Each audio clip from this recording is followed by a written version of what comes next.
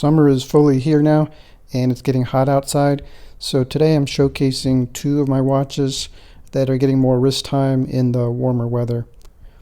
In the hot summer months, I prefer something that's lightweight and comfortable, and also one with a lighter color scheme, something that just blends in and just gets out of the way.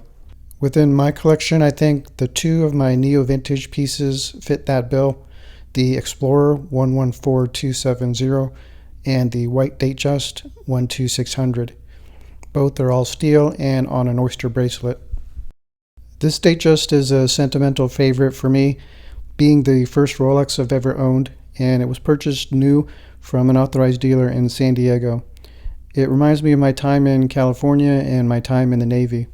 Being over 15 years old and having logged the largest wrist time out of all my watches, it's held up pretty well.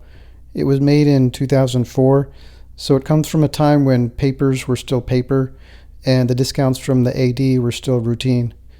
Serviced only once, it still keeps time well. The winding is still smooth, no major dents in the case, and it was never polished. Up close you can see the beautiful diagonal brushings on the lugs.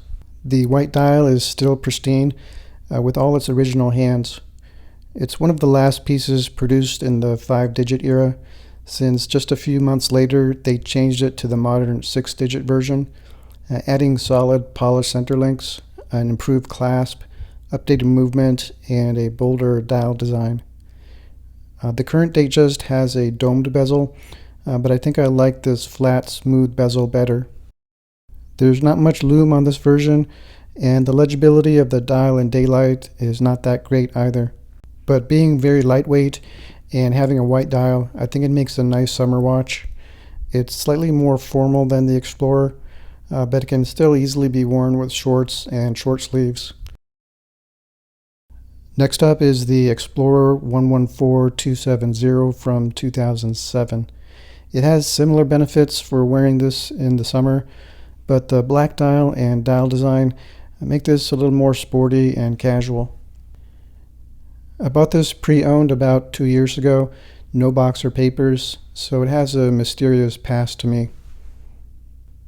The Explorer is almost legendary by now, in my opinion, and as of this point, this is one of only 2 Rolex in my collection that was purchased used from a non-authorized dealer. So the fact that I'm keeping this speaks to how much I like this watch. At the time I purchased it, only the 39mm version was in production, so I never thought I would be able to get a new 36mm.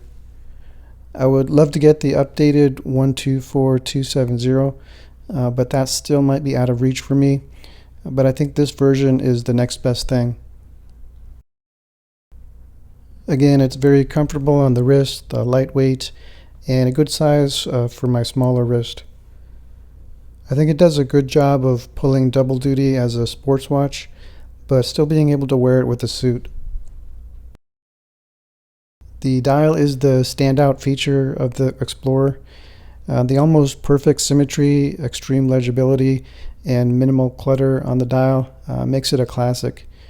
Even in the pre-maxi dial era, the Explorer has the larger, wider hour indices, and the lume is decent.